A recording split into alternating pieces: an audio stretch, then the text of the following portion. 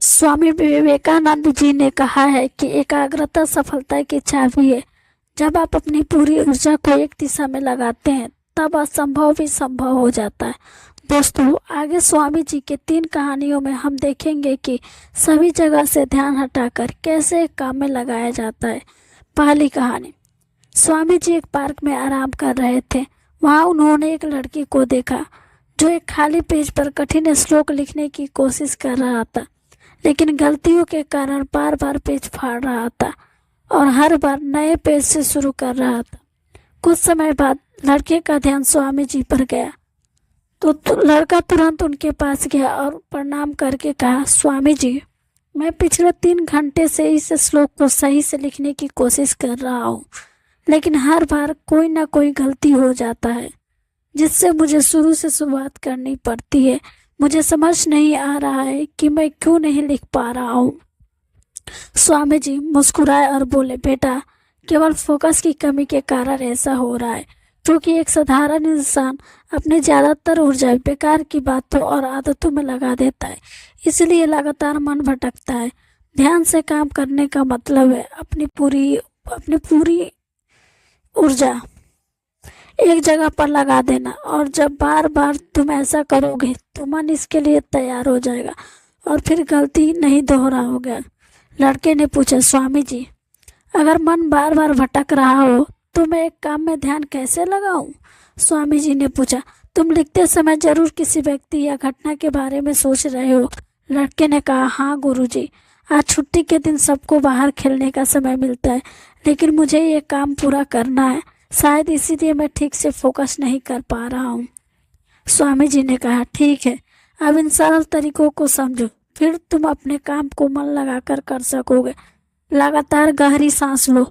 स्वामी जी ने कहा, जब भी तुम्हारा मन भटके तो 5 गहरी सांसें लो और अपना ध्यान काम पर और खेल दोनों से हटाकर अपनी सांसों पर लेकर आओ। जितना तुम अपनी सांसों को देखोगे उतना ही तुम्हारा मन शांत होने लगेगा। काम को महसूस करो। जब तुम लिख रहे हो तब सब कुछ बारीकी से महसूस करो, जैसे पेन तुम्हारे हाथ को छू रही है, और लिखते समय जो आवाज़ हो रही है उसे भी ध्यान से सुनो। जब तुम सभी चीज़ों पर बारीकी से गौर करोगे तो ध्यान भटकना कम हो जाएगा और तुम्हारा मन और शरीर केवल एक काम में लगा रहेगा। तुम्हारा ध्यान काम पर इतना केंद्रित हो जाएगा कि तुम्हें समय का पता भी नहीं चलेगा।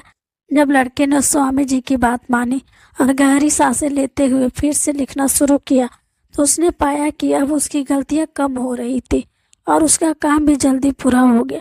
उसने स्वामी जी को धन्यवाद कहा। इस पर स्वामी जी ने मुस्कुराते हुए कहा, याद रखो, जब मन और इंद्रिय एक काम में लग जाती हैं तो ध्यान गहरा हो जाता है और यही सच्ची सफलता है। दूसरी कहानी। एक दिन एक युवक स्वामी विवेकानंद जी के पास पहुंचा। युवक के चेहरे पर परेशानी और हताशा साफ झलक रही थी। उसने स्वामी जी से कहा कि स्वामी जी, मैं बहुत समय से परीक्षा की तैयारी कर रहा हूँ। कई बार कोशिश की, लेकिन हर बार असफल हो जाता हूँ। मुझे समझ नहीं आ रहा है कि मुझसे कहाँ गलती हो रही है। स्वामी जी ने उसकी बात ध्यान से सुनी और फिर पूछा, क्या तुम सच में परीक्षा पास करना चाहते हो? युवक ने कहा, हाँ स्वामी जी, मैं बहुत मेहनत करने के लिए तैयार हूँ, बस मुझे ये बता दीजिए कि मुझे क्या करना होगा। स्वामी जी उसे अपने साथ एक खाली जगह पर ले गए जहाँ एक पुरानी मोमबत्ती और माचिस रखी थी। उन्होंने युवक को एक मोमबत्ती दी और कहा, इस मोमबत्ती को जलाकर यहाँ से थोड़ी दूरी पर खड़े उस पेड़ के तक ले जाओ, लेकिन ध्यान रहे कि मोमबत्ती बुझनी नहीं चाहिए। स्वामी जी यह कहकर वहां से चले गए। युवक ने माचिस से मोमबत्ती जलाई और धीरे धीरे मोमबत्ती लेकर पेड़ की ओर बढ़ने लगा। रास्ते में हल्की सी हवा चली जिससे मोमबत्ती की लौ हिलने लगी। युवक ने उसे बचाने की पूरी कोशिश की, लेकिन मोमबत्ती बुझ गई। युवक वापस आया, मोमबत्ती फिर से जलाई और फिर से चल पड़ा। युवक ने यह प्रक्रिया कई बार दोहराई, लेकिन हर बार हवा का हल्का झोंका मोमबत्ती की लौ को बुझा देता। आखिर में थका हुआ युवक हाथ में बुझी हुई मोमबत्ती पकड़े वापस चला आया और निराश होकर बोला, स्वामी जी, मैं इसमें भी असफल रहा। स्वामी जी ने युवक को उससे मुस्कुराते हुए कहा, क्यों? तुम्हें बस मोमबत्ती जलाकर थोड़ी दूर ही तो चलना था। युवक ने धीरे से कहा, स्वामी जी, मैंने कोशिश की थी, लेकिन हवा के कारण लौ बार बार बुझ जाती है। स्वामी जी ने कहा, यही तो तुम्हें समझना है कि तुम्हारा मन भी इस मोमबत्ती की लौ की तरह है और चारों तरफ हवा की ध्यान भटकाने वाली आदत है।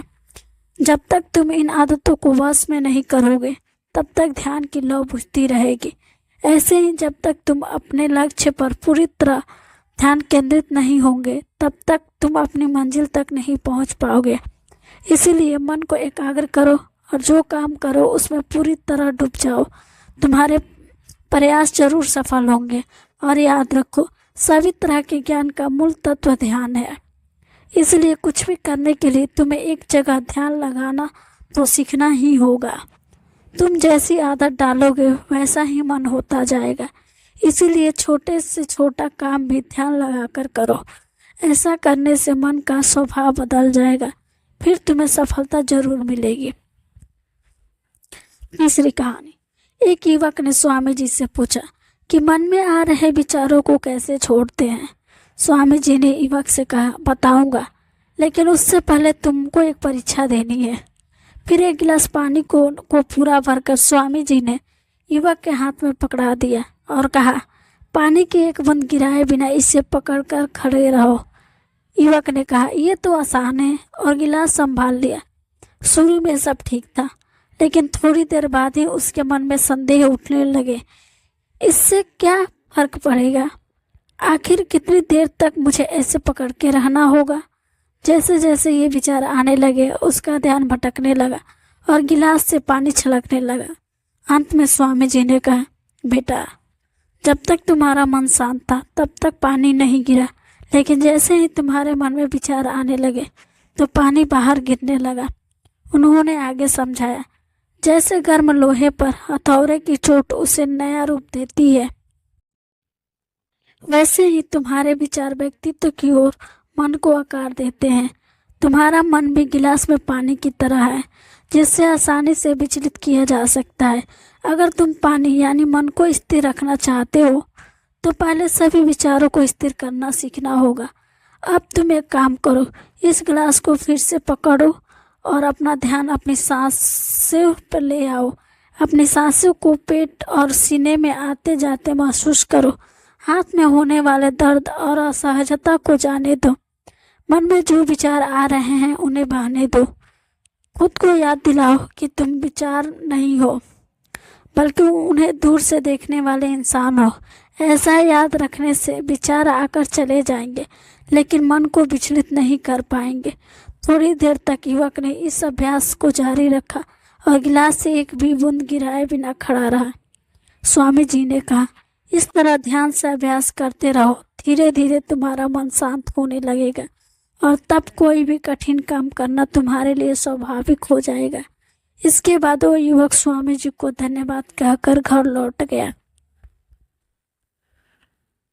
दोस्तों, अगर इस कहानी ने आपकी किसी भी उलझन को सुलझाया हो तो हमें कमेंट्स में ज़रूर बताओ और वीडियो को लाइक करके एक ऐसे दोस्तों को शेयर करो जिसके जीवन में ये वीडियो काम आए। साथ में Anjali S Singh creator channel को सब्सक्राइब जरूर कीजिए। धन्यवाद।